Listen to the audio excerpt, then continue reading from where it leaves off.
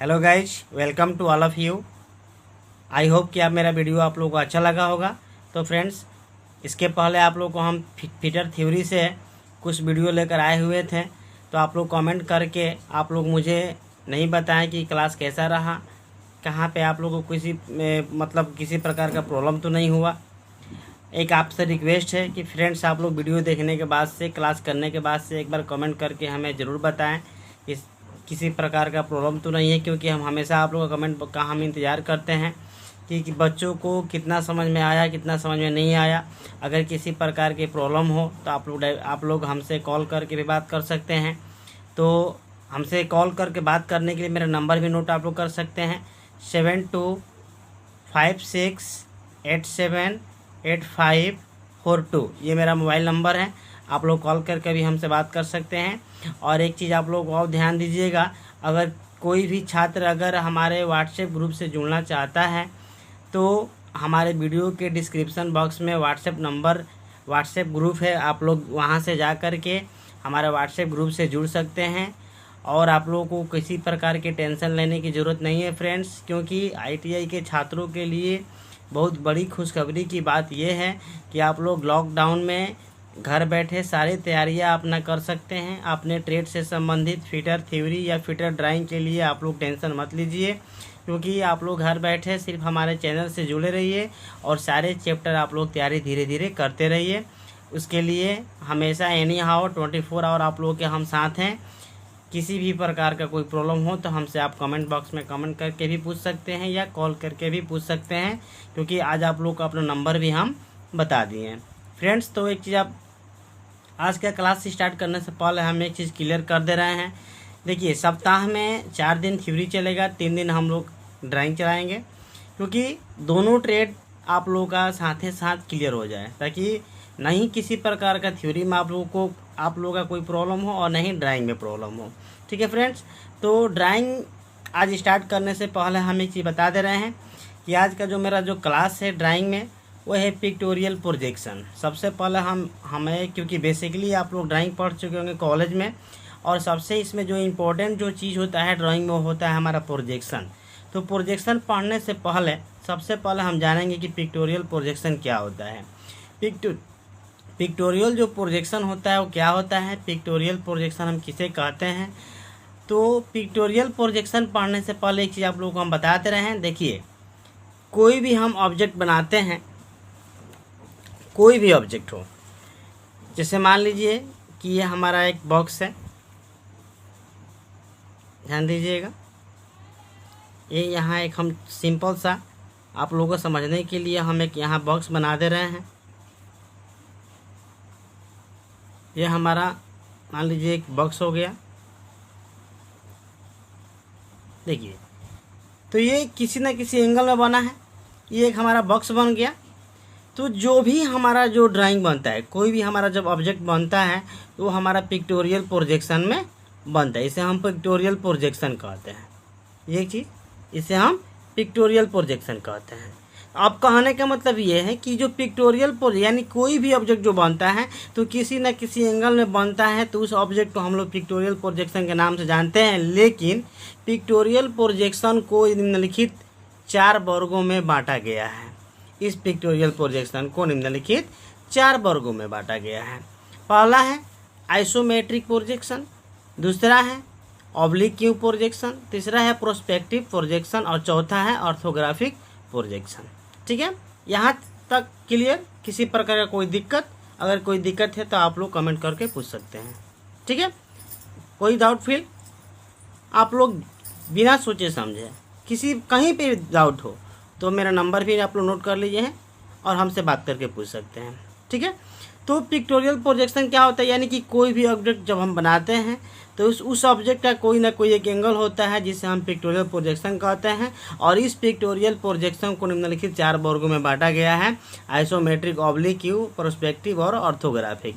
तो isometric projection का भी कुछ एंगल होता है, ऑब्लिक्यू का भी कुछ एंगल होता है, प्रोस्पेक्टिव का भी कुछ एंगल होता है, और ऑर्थोग्राफिक के बारे में आप लोग को हम समझाएंगे। फिलहाल हम लोग 3 समझेंगे। तो आइसोमेट्रिक प्रोजेक्शन जो होता है फ्रेंड्स, इसका एंगल होता है 30 डिग्री। कितना होता है? 30 डिग्री। यहाँ पे नोट लिख दिए हैं, आप लोग अपने पेज पे नोट कर लीजिएगा। ऑब्लिक क्यू जो प्रोजेक्शन होता है उसका एंगल होता है फ्रेंड्स 45 डिग्री, ठीक है, इसका एंगल होता है 45 डिग्री। और जो प्रोस्पेक्टिव जो प्रोजेक्शन होता है फ्रेंड्स, इसका एंगल कुछ भी हो सकता है, अदरवाइज कुछ भी हो सकता है इसका एंगल, यानी कि 30-40 को छोड़कर बाकी इसमें इसका एंगल कुछ भी हो सकता है यानी कि प्रोस्पेक्टिव प्रोजेक्शन का। यानी कि कोई भी ऑब्जेक्ट, जैसे ये हमारा ऑब्जेक्ट है, तो ये जो एंगल जो हमारा गया है, अगर इसका एंगल अगर 30 डिग्री पे है, इसको बोलेंगे हम आइसोमेट्रिक प्रोजेक्शन, आइसोमेट्रिक प्रोजेक्शन, ठीक है, आइसोमेट्रिक प्रोजेक्शन। और कोई ऑब्जेक्ट बना हो जिसका एंगल ये वाला अगर 45 डिग्री का हो, तो इस ऑब्जेक्ट को हम बोलेंगे कि ये ऑब्लिक क्यू प्रोजेक्शन में बना है, क्योंकि यहाँ पे हम नोट बता दिए हैं पहले ही कि आइसोमेट्रिक जो प्रोजेक्शन होता है उसका एंगल होता है 30 डिग्री, और ऑब्लिक क्यू जो प्रोजेक्शन होता है उसका एंगल होता है फ्रेंड्स 45 डिग्री। और प्रोस्पेक्टिव जो प्रोजेक्शन होता है उसका एंगल कुछ भी हो सकता है, ठीक है, यहाँ तक क्लियर, कोई दिक्कत। अगला टॉपिक देखते हैं। अगला हमारा टॉपिक है ऑर्थोग्राफिक प्रोजेक्शन। देखिए, ये जो ऑर्थोग्राफिक जो प्रोजेक्शन होता है फ्रेंड्स, तो ये जो ऑब्जेक्ट बनने के बाद से प्रत्येक ऑब्जेक्ट का कोई ना कोई एक छाया प्रति होता है, एक प्रक्षेप होता है, जैसे इसका कॉपी। तो देखिए, इसको हम मान लिए फ्रंट, इसको हम मान लिए साइड, और इसको मान लिए हम टॉप, ठीक है। ये तो हमारा ऑब्जेक्ट तो बन गया, चाहे वो आइसोमेट्री में बना हो या ऑब्लिक क्यू में बना हो, ठीक है, ये हमारा ऑब्जेक्ट तो बन गया। अब ऑब्जेक्ट बनाने के बाद से इसका एक हम प्रक्षेप बनाते हैं, ग्राफ बना करके इसका हम व्यू बनाते हैं, फ्रंट का, साइड का, टॉप का, तो उसे हम बोलते हैं ऑर्थोग्राफिक प्रोजेक्शन। जैसे यहाँ पे हम एक क्या किए, एक ग्राफ बना लिए, ये हमारा एक ग्राफ बन गया, ठीक है।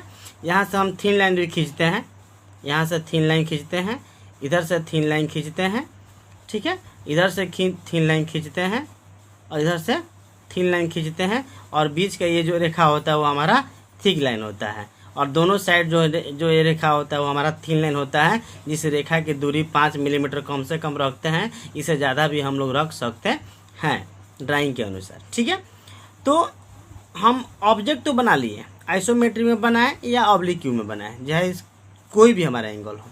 अब इसको हमें ऑर्थोग्राफिक प्रोजेक्शन बनाना है, यानी ऑर्थोग्राफी का मतलब ये हुआ कि इस बने हुए ऑब्जेक्ट का व्यू हमें इस ग्राफ में बनाना है कि इसका फ्रंट कैसा दिख रहा है, इसका साइड कैसा दिख रहा है, और इसका टॉप कैसा दिख रहा है, ठीक है। तो ऑर्थोग्राफिक प्रोजेक्शन को 2 वर्गों में बांट दिया गया है, एक होता है फर्स्ट एंगल प्रोजेक्शन और दूसरा होता है थर्ड एंगल प्रोजेक्शन, ठीक है, कोई दिक्कत।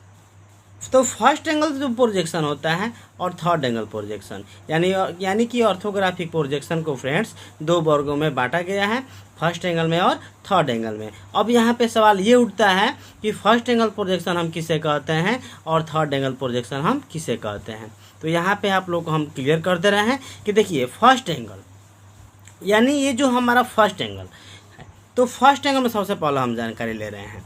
तो फर्स्ट एंगल में अगर इस ऑब्जेक्ट का व्यू मुझे बनाना है फर्स्ट एंगल में, तो फर्स्ट एंगल का नियम ये होता है कि ये जो हमारा फ्रंट है, ये साइड है और ये टॉप है।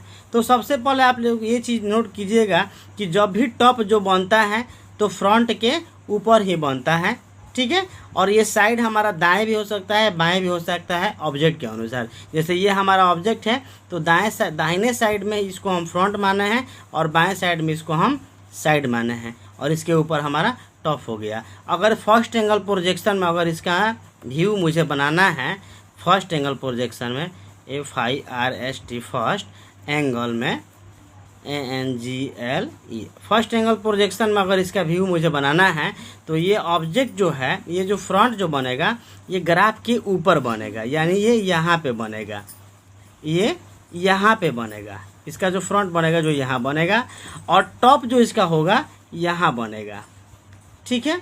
और जो इसका जो साइड बनेगा वो फ्रंट के साइड में बनेगा।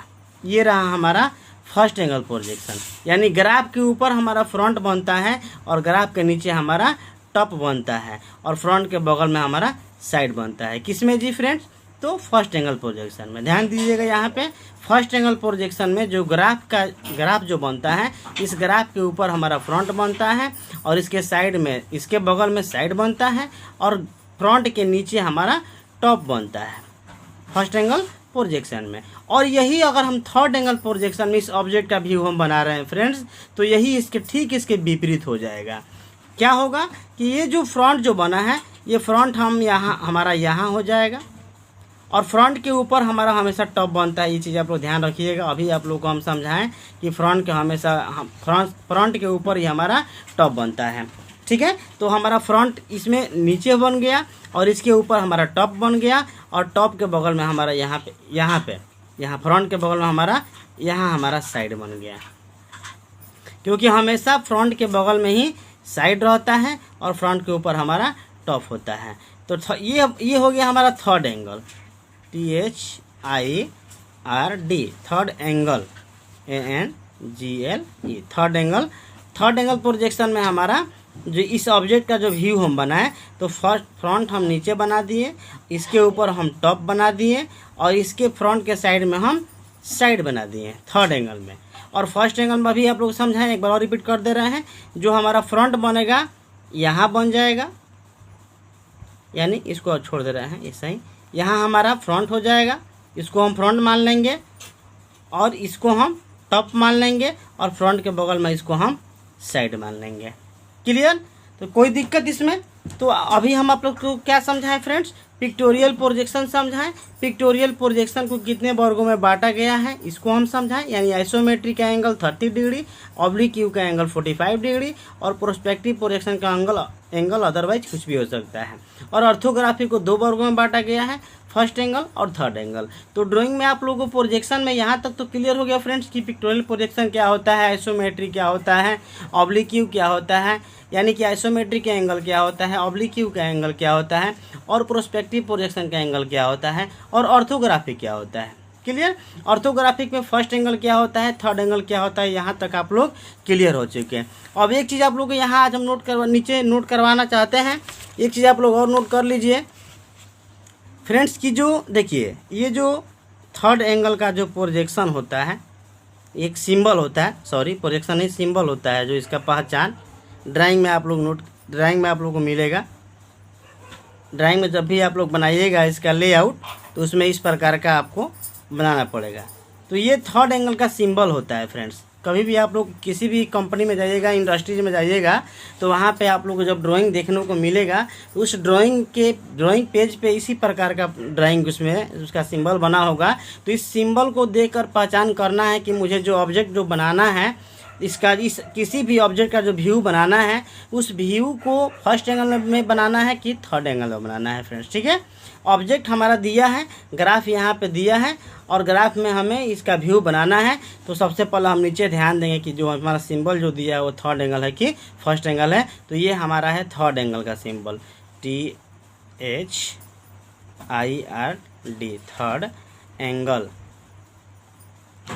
Third angle. ठीक है? और यही जो फर्स्ट एंगल जो होगा फ्रेंड्स, फर्स्ट एंगल, तो फर्स्ट एंगल में हो जाएगा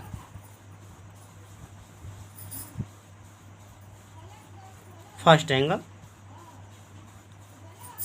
इसके विपरीत, यानी ये जो हो जाएगा, ये जो सिंबल बना है ये हमारा फर्स्ट एंगल का बना है, FIRST, फर्स्ट एंगल। ठीक है?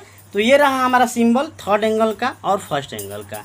तो फ्रेंड्स इसके पहले हम अभी आप लोगों को हम एक बार और रिपीट कर दें, पिक्टोरियल प्रोजेक्शन क्या होता है इसके बारे में आप लोग क्लियर हो गए कि क्योंकि जो भी कोई भी ऑब्जेक्ट हम बनाते हैं तो पिक्टोरियल प्रोजेक्शन में ही बनाते हैं। अब यहाँ पे हम क्लियर किए हैं कि पिक्टोरियल प्रोजेक्शन में एक आइसोमेट्रिक होता है, एक ऑब्लिक होता है और एक पर्सपेक्टिव होता है। आइसोमेट्रिक का एंगल 30 डिग्री होता है, ऑब्लिक प्रोजेक्शन का एंगल 45 डिग्री होता है और पर्सपेक्टिव प्रोजेक्शन का एंगल अदरवाइज कुछ भी हो सकता है। एक ऑर्थोग्राफिक में इसका हम व्यू बनाते हैं। तो ऑर्थोग्राफी को 2 वर्गों में बांटा गया है, फर्स्ट एंगल प्रोजेक्शन और थर्ड एंगल प्रोजेक्शन। ऑर्थोग्राफी क्या होता है फ्रेंड्स? तो किसी भी ऑब्जेक्ट का एक हम छाया प्रति, यानी इसका एक हम व्यू हम एक पेज पे अलग से उतारते हैं, उसको हम बोलते हैं ऑर्थोग्राफिक, जिसको दो वर्गों में बांटा गया है, फर्स्ट एंगल में और थर्ड एंगल में। ठीक है, फर्स्ट एंगल में क्या होता है, ग्राफ के हम ऊपर हम क्या बनाते हैं जी, फ्रंट बनाते हैं, नीचे टॉप बनाते हैं और फ्रंट के बगल में हम साइड बनाते हैं। थर्ड एंगल पोजीशन में क्या करते हैं फ्रेंड्स, ग्राफ के नीचे यहाँ पे हम फ्रंट बनाते हैं, इसके ऊपर हम टॉप बनाते हैं और इसके बगल में हम साइड बनाते हैं। क्लियर। अब यहाँ पे ध्यान देंगे हम थर्ड एंगल का सिंबल और फर्स्ट एंगल का सिंबल। तो फ्रेंड्स यहाँ तक तो कोई दिक्कत नहीं है। अगर किसी प्रकार के कोई दिक्कत हो फ्रेंड्स तो हमसे आप कॉल करके भी बात कर सकते हैं और हमारे व्हाट्सएप ग्रुप में भी आप चैटिंग करके बात कर सकते हैं, या हमें कमेंट बॉक्स में भी कमेंट करके बात कर सकते हैं फ्रेंड्स। तो आई होप कि मेरा वीडियो आप लोगों को अच्छा लग रहा होगा फ्रेंड्स। तो आप लोग मुझे कमेंट करके ज़रूर बताइएगा। तब तक आज का क्लास हम यहीं पे एंड करते हैं। तब तक के लिए धन्यवाद। अगले क्लास हम इसके आगे हम बताएंगे, तब तक के लिए आप लोग तैयार रहिएगा।